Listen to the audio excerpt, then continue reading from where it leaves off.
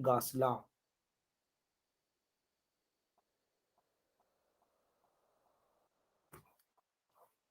Again, just mentioning it.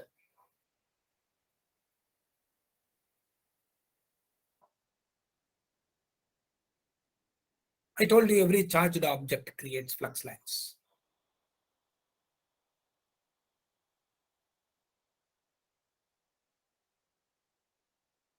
The number of flux lines created by an object charged with q coulombs, I told you that is q.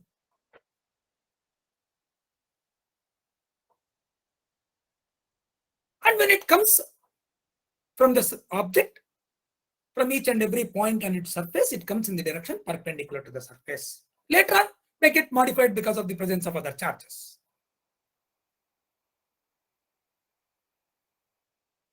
Using that itself, without using the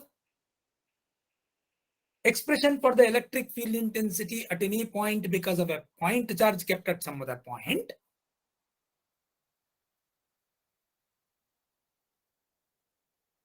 in these two cases, I showed that we can determine the field intensity considering those two statements to be correct.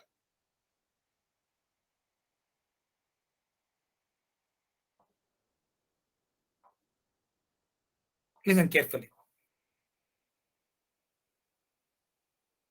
We saw the Coulomb's law, we saw electric field intensity. We saw the electric field intensity at any point because of point charge, and using integration, we determine the electric field intensity at a given point because of distributed charges also, if it is possible. Otherwise, we say it is not possible and keep.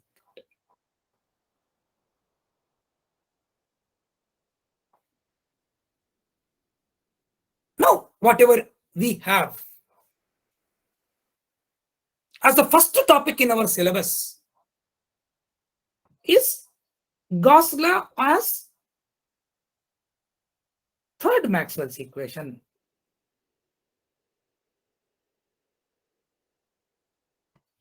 Because first topic in our syllabus is Maxwell's equation. Gauss law as third Maxwell's equation is important for us. And this Gauss law leads to Gauss divergence theorem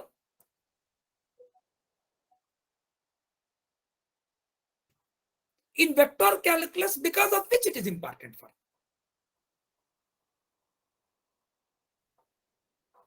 For the topic of Gauss divergence theorem in vector calculus, and for us to understand something called as divergence,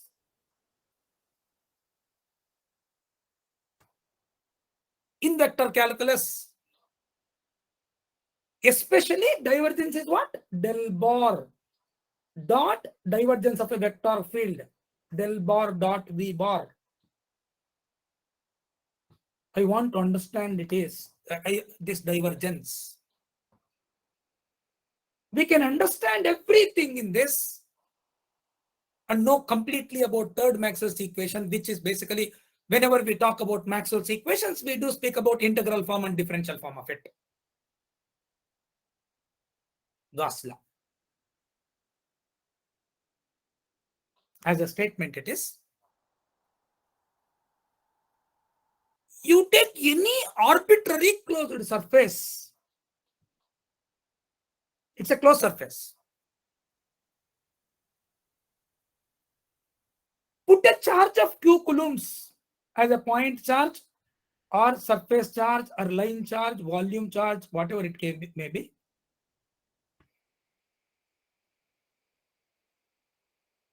Inside that volume enclosed by this closed surface, together, if there is q coulombs of charge, net charge is q coulombs. Sum of the charges of all point charges present, line charges present, surface charges present, volume charges present. If the total charge inside this closed surface is Q, total outward normal flux through this surface, check it. Total outward normal flux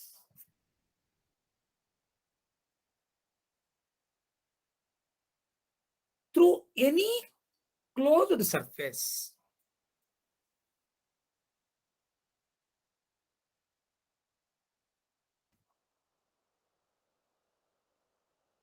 is equal to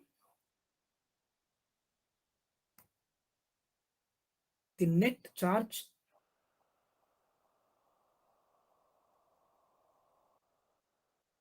enclosed by the closed surface.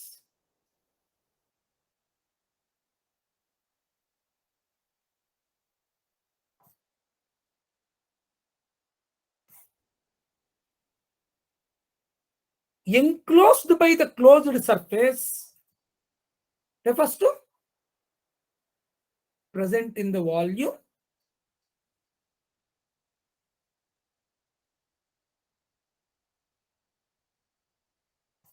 inside the closed surface. Is a statement given to be proved now. We will prove it. I told you that these two are considered to be the applications of Gauss law. I have now come to the statement because I have to define d bar and all.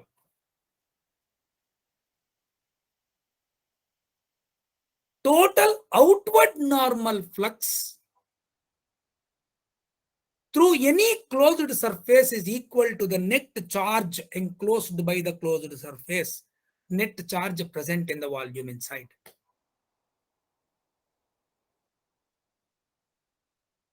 Is what I was telling. I told you that Q coulombs of charge will create Q coulombs of flux. In a region, if Q coulombs of charge is there, in net Q coulombs of charge is there, I showed in the cases where that Q coulombs of flux will go to infinity. If they are going to infinity, they have to pass through the closed surface which is enclosing this particular charge. We already stated this. Now, properly we gave the statement.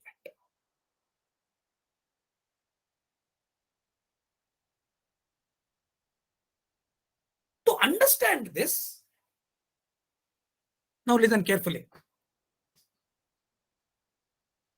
I want to tell you something which every textbook uses by notation. Maybe it is important for us also because in antennas and wave propagation also they speak about it a lot.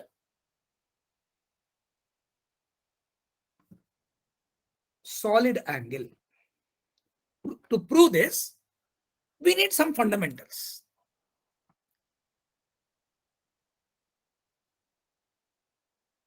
Solid angle.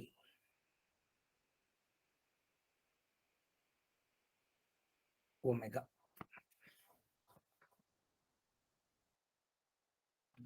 I will, in parallel with that, because I need it for the sake of Ampere's law, which ultimately gives me the first Maxwell's equation in the numbering there. Plane angle theta.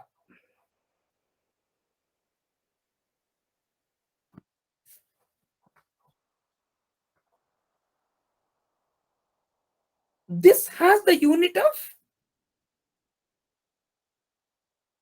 radian. This has the unit of steradian.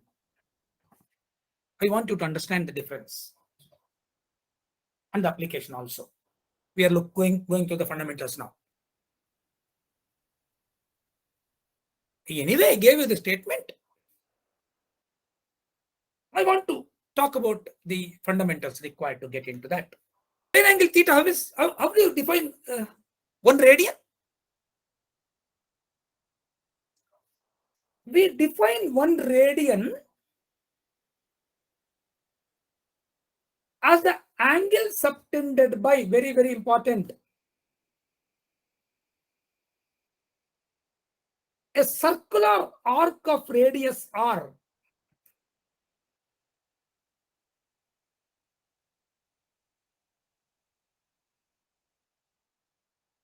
Circular arc of radius r. In what? In that arc, every point is at the same distance from the center of this particular. This is the center of that circle. If this is r, this is r, this is also r, this angle is 1 radian. And r into 1 is the arc length. This leads to a fact that if there is a circular arc of radius r subtending an angle of circular arc, this is circular arc of radius r subtending an angle of d theta or theta, the arc length is r d theta. On this side, I'm coming to solid angle.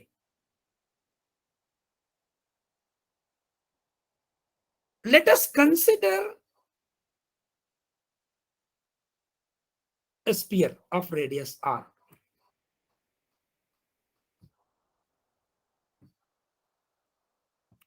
You have to listen to me for you to just know, visualize.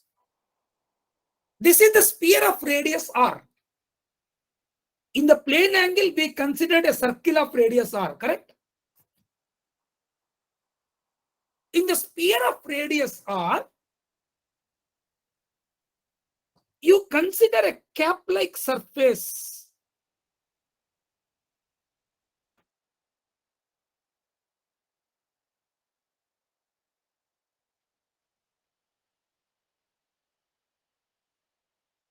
You can see this, no? Like a parachute. From every point, I have lines to actually.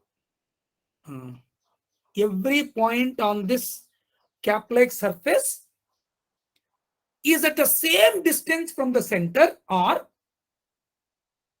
the angle subtended by this cap-like surface of area r squared. Solid angle, we call it. It's not plane angle. In all the directions, it goes like this. From the center, it expands like this in all the directions. I'm talking about that solid angle, mathematically defined as 1 steradian. 1 steradian means if I consider a cap-like surface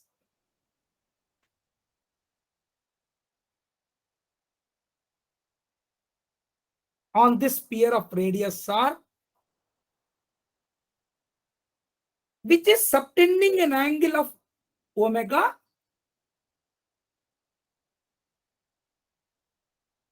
capital R only is the radius. This surface area is r squared omega. If it is d omega, r squared d omega.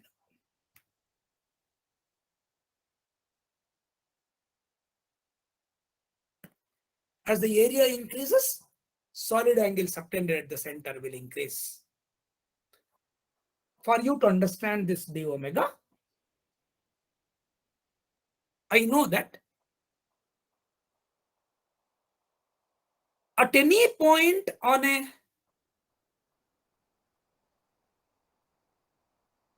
sphere of radius r, differential surface charge is equal to what? dr into r d theta, one more direction by changing theta, into r sin theta d phi.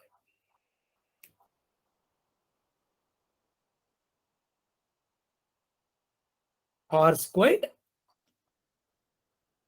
dr d theta, r squared sin theta d theta dr d phi.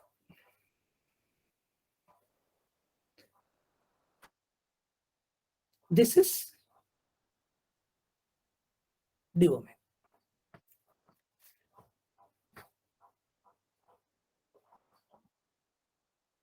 From the spherical coordinate system that we discussed. R, theta, phi are the variables. Change at any point on the spherical surface of radius r. Hey, sorry, what is this? Dr is not there. R d theta?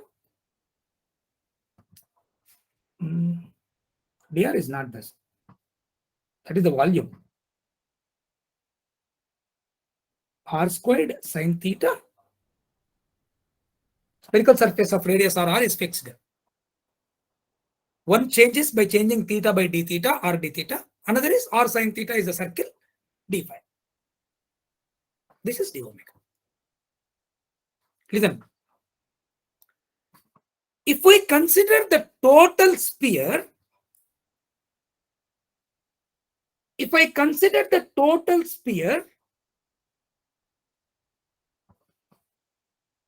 r is constant.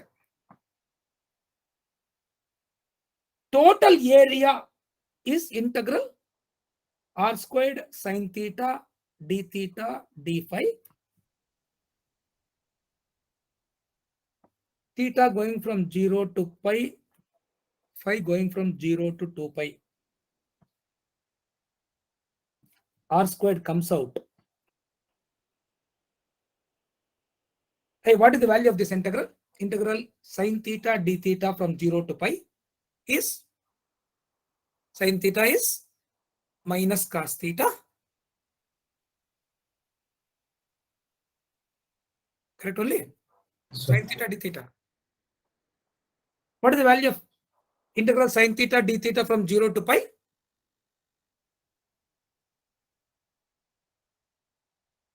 Minus cos theta from 0 to pi. Minus cos pi is 1. Minus of minus cos 0 is plus 1. Minus of minus cos 0, which is equal to 2. Integral d phi 0 to 2 pi is 2 pi. So 4 pi. If I call this as d omega, integral of d omega on a closed surface, a spherical surface that we considered now, is 4 pi steradians, they call it.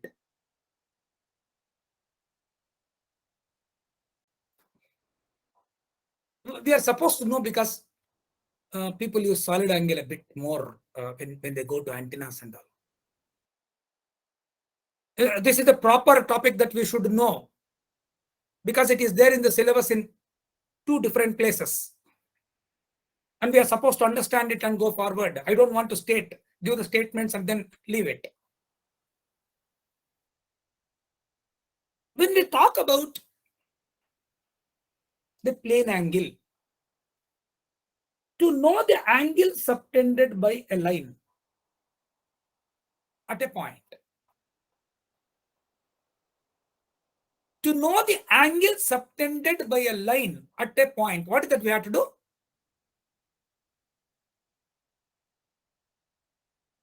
Angle subtended by a line, whether it is straight line, curved line, I'm not worried about it. What is angle subtended? Whenever I want to know the angle subtended by a line at a point, I should draw the lines from the ends of that line and measure the angle between these lines, theta.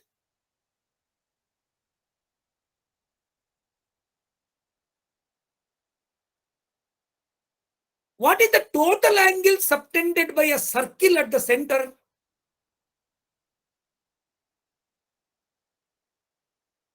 Hey, what is the total angle subtended by the circle at the center?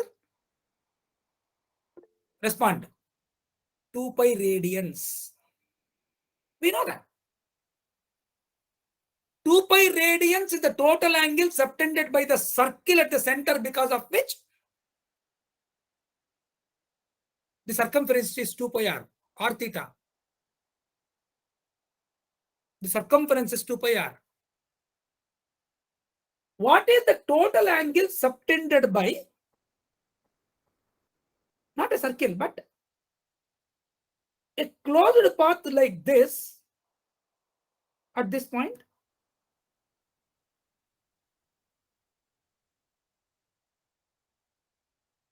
I will start at this corner, theta 1, till this point. Till this point it is theta 2. This is theta 3. This is theta 4. What is the total angle subtended by this closed path at the point inside? What is that? I completed one circle, right? Theta 1 plus theta 2. If there are 4 sides, theta 1 plus theta 2 plus theta 3 plus theta 4 should be 2 pi radians. Because the radius vector, if I basically go continuously along this, will complete one revolution. Very important for us for the complex integration, because of which I'm talking about it. This is very important for us to prove and state and prove Ampere's law later as the first Maxwell's equation. Whenever I want to talk about the angle subtended by a closed path at any point inside the closed path, we have to just draw a radius vector from that point to one of the points on the closed path and then move it and see how much this radius vector has rotated when I go through complete path. How much it is? Definitely 2 pi radians. Extremely important for us to know this point, because one of the most practically important relative stability criterion called as Nyquist stability criterion talks about only this. Principle of argument, you talk about angle only. Every closed path contributes or subtends an angle of 2 pi radians at a point inside. What is the angle subtended by a closed path? Whatever it is, at a point outside it.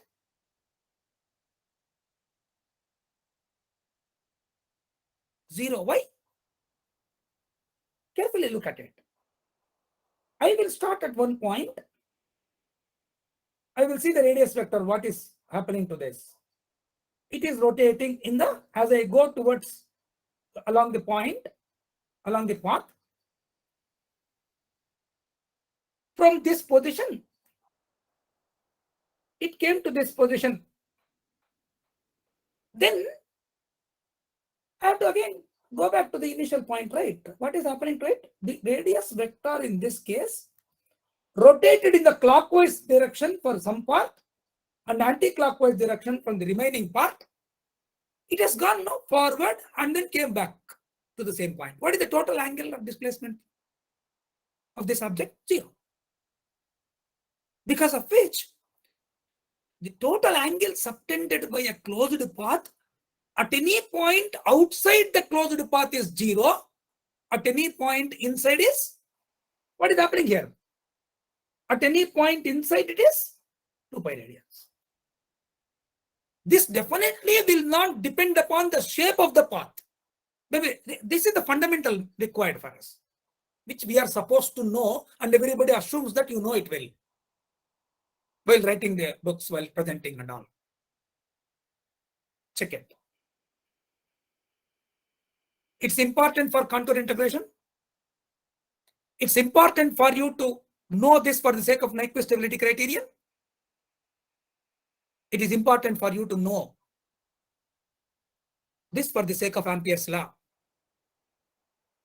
Whenever you say that you are trying to know it for the sake of Ampere's law, it is important for you to know, to understand Stokes' theorem and the curl.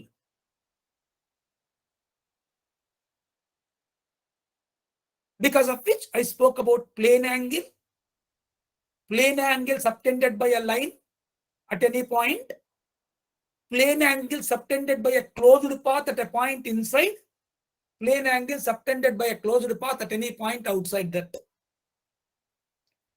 Here the angle subtended is angle subtended at this point P is 0. Angle subtended by the closed path only. Here angle subtended in magnitude is 2 pi radians. In one direction if I go it is plus 2 pi, in the other direction if I go it is minus 2 pi. That's what we consider in the case of Nyquist stability criterion. But magnitude, total angle subtended, very, very important for us to know at the first point in complex integration also. Total angle subtended, I will repeat one statement here, in the plane only.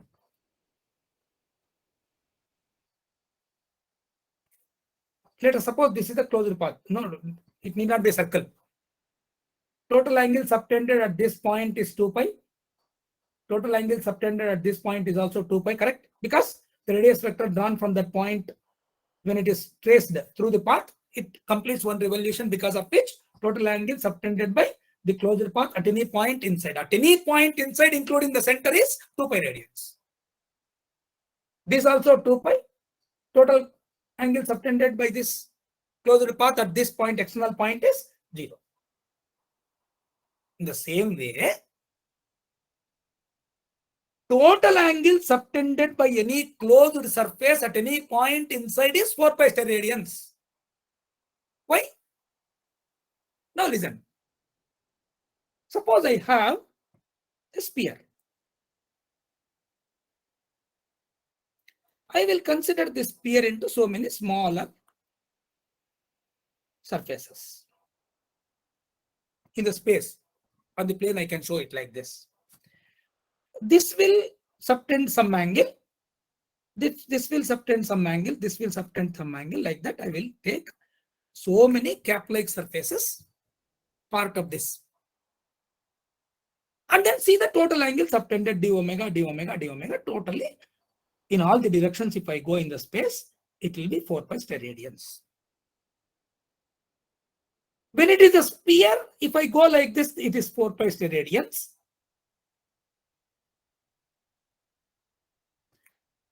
Any arbitrary closed path also will have the same 4 pi steradians subtended at the center.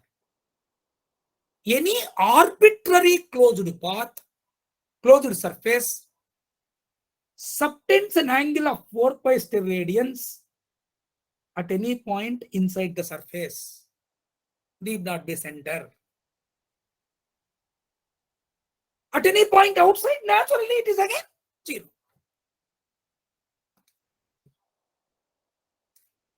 Here at any point it is 4 pi steradians is the angle subtended by any closed surface that has this point in it. Outside, the total solid angle subtended by any closed surface is 0 steradians.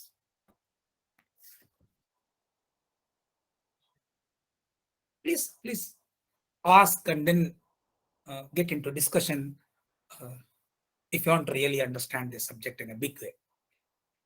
And solid angle and plane angle, extremely important. Solid angle throughout antennas and wave propagation, we talk about it. And plane angle, for the sake of Ampere's law, all those things, no Nyquist stability criterion, Ampere's law. Then talk about curl, Stokes theorem, plane angle. For the sake of divergence, for the sake of Gauss divergence theorem, it is solid angle that we are supposed to know, and antennas and wave propagation.